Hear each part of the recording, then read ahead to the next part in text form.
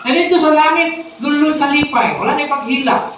O dito sa langit masinati. Pero sa kalibutan, dili gid nato masinati ang lulul kalipay. Ang kalipay nga 100% unta nga ato ang ipangandoy. Ano man?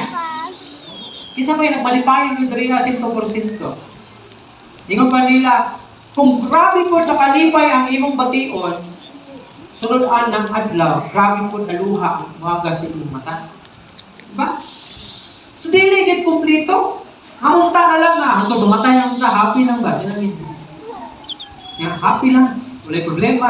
Pero tungod kay dili, ginalato kasi natin sa kalibutan, tungod kay, ang kalibutan, dili man, mao ang ato ang final na pinag-anan. Ang atong final na pinag-anan ko sa langit.